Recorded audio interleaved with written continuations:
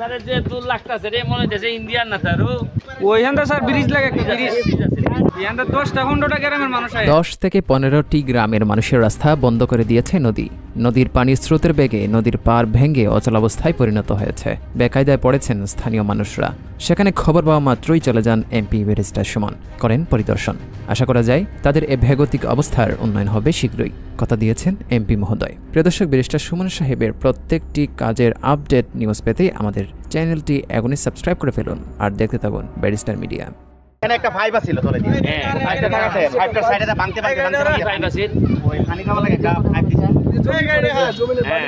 গাড়িগুলো সরালে সাইডে ভাঙতে পানি ধাক্কা দিয়া এরপরে একদিনই নামছে আবার একদিনই পানি নামছে ঢুকছে প্রথম ঢুকছে এটা দিয়ে আবার বাইরে ওইটা দিয়ে ও মানে আচ্ছা না আমার কথা হলো বাংসে কোন ফাইন নেই নদীর পানি স্রোতে নদীর স্রোতে যায় বাংতে তো ওই মাথা দি কেন হেরে না এই মেইতে এই সাইডাই ওই সাইডে জি এই সাইডে এইটা তো যায় এই কেন ধাক্কা লাগে ওই যে গাছটা পড়ার পরে আরো ভাই এখানে একটা ফাইবার ছিল চলে দিয়ে ফাইভটা থাকাতে ফাইভটার সাইডে ভাঙতে ফাইভ আছে ওই পানি খাওয়া লাগে একটা ফাইভ দিছে গাড়িগুলো সরালে সাইডে ভাঙতে পানি ধাক্কা দিয়া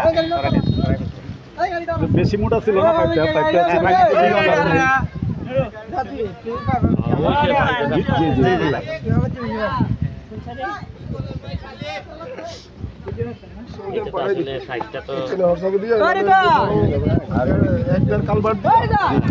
আর এটা দিয়ে আপনার ইন্ডিয়ান পানি নামে করে দেবেন মেজারমেন্টের বন্যায় ক্ষতির জন্য মেজারমেন্টের বড় করে দেবেন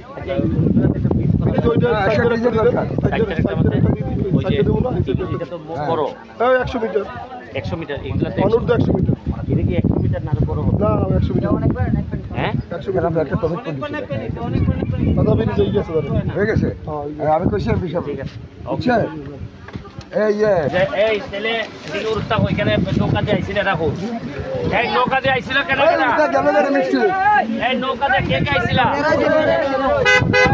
নৌকা দিয়ে আইছো এরা নৌকা দিয়ে উঠতে করে একটা বল পাইবে ফুটবল সবাইকে নৌকা দুট নৌকায় যারা উঠবে একটা ফুটবল পাইবে নৌকা দুট আবার ডুবাই লাগছে না এরা নৌকা জায়গা দেখবে আবার ডুবাই লাগছে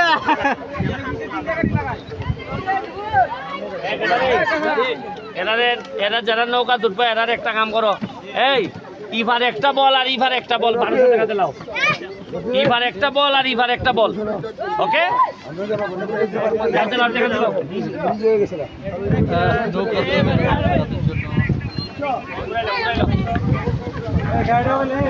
স্পিডবোট নামলে পরে কালকে আমরা সবাই একটা ফ্রি রাইড সবাই স্পিডবোট চলতে পারবে, যেটা কক্সবাজার 250-300 টাকা লাগে।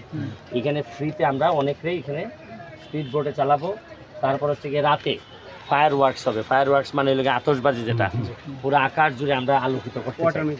আর বিকাল থেকে আমাদের নামাজ শেষ করেই এখানে আমরা মিউজিকের একটু গান হবে একটু এমনি গাইলো আর না, হ্যাঁ আগামীকাল আর লাইটিং থাকবে। আমরা হেভি লাইটিং করার ব্যবস্থা করেছি, রাতে যেন একটা স্পেশাল লুক থাকে।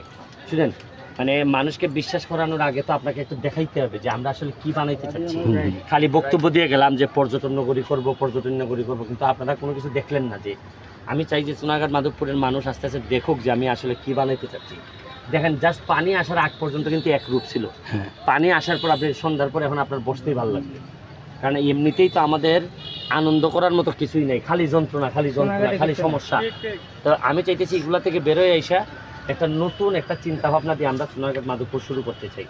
আর আপনাকে বুঝতে হবে যে সারা বাংলাদেশের মধ্যে মোটামুটি আমি সবচেয়ে বেশি ব্যবধানে পাস করছি, সবচেয়ে বেশি ভোট আমারে দিছে। সুতরাং আমার কাজকর্ম, আচার আচরণ, আমার কলিজাটাও সেই রকমই বড় হওয়া উচিত। মানুষের আমি বলছি যে আমার 8 ঘন্টা পাহারা দেন, আমি আপনাদেরকে আগামী 5 বছর পাহারা দিয়ে রাখবো, পাহারাদার হিসাবে থাকবো। এখন আমি তাদের সব কিছুর পাহারাদার হিসাবে আছি। তাদের উন্নয়ন, তাদের পরিবেশ, তাদের সংস্কৃতি যা যা আছে সব কিছু ধরে রাখার দায়িত্ব এখন আমার।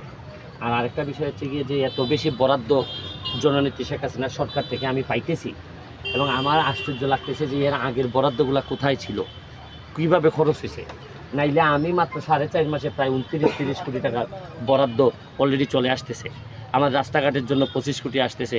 আপনারা জানেন যে এইগুলোর জন্য বিভিন্ন সময় বিভিন্ন একজন এমপি তো আমার নামে বিচারি দিয়ে বসছে সংসদ ভবনে, এই সংসদে।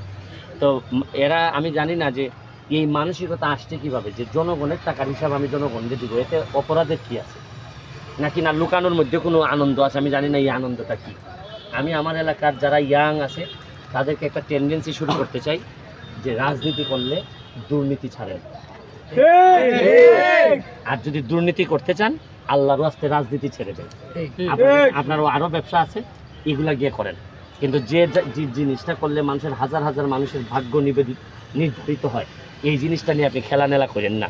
দেখা গেল আপনি চিন্তা করে দেখেন, এই জায়গাটা 40 বছর ধরে এইরকম ময়লা ছিল, মানুষ চিন্তাও করতে পারে না যে এই জায়গা দিয়ে দুর্গন্ধের জন্য আসা যেত না। অথচ আমরা কিন্তু এই জায়গাতে একটা পর্যটন প্রতিমন্ত্রী পাইছিলাম, আমরা পর্যটন মন্ত্রী বলতে গেলে আমরা পাইছিলাম, কিন্তু পাওয়ার পরও আমাদের কপাল একটুও চেঞ্জ হয় নাই। অথচ আমি তো দেখেন, আমি তো মন্ত্রীও না, আর বলতে পারেন যে আমি দুর্বল এমপি, তো দুর্বল এমপি, স্বতন্ত্র এমপি, তাতেও তো আপনি দেখেন যে কীভাবে আমি পরিবর্তন করতেছি। তবে জেনে রাখেন যে আর আগামী 4 বছর আছি, তো আমি এই 4 বছর যদি বেঁচে থাকি তাহলে বহু জায়গায় হাত পড়বে, বহু জায়গা বদলে যাবে।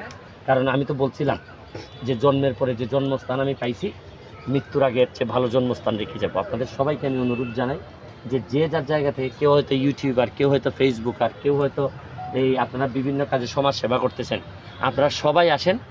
আমার যদি, আমি নিজে যদি 2 নাম্বার হয়ে না থাকি, আমি যদি অসৎ হয়ে না থাকি, তাহলে আমার হাতকে শক্তিশালী করেন। আমরা সবাই মিলে সাধারণ নির্যাতিত নিপীড়িত মানুষের পক্ষে একটা শক্তি হয়ে আমরা দাঁড়াই। এবং আমার একটা বিশ্বাস, এই যারা সত্যিকারের সত্যকে ধারণ করে তারা যদি একত্রিত হয়, ওই অসৎ লোক, অসভ্য লোক, দুর্নীতিবাজেরা কোনোদিন টিকতে পারবে না। ইতিহাস সাক্ষী দেয়, মনে রাখবেন, ইমানের শক্তিতে বলিয়ান হয়ে যদি আপনি কোনো কিছু করেন, তাহলে অসংখ্য বেঈমান কিন্তু আস্তে আস্তে পরাভূত হয়, পরাজিত হয়। এটা আমরা করে ছাড়ব। Thank you.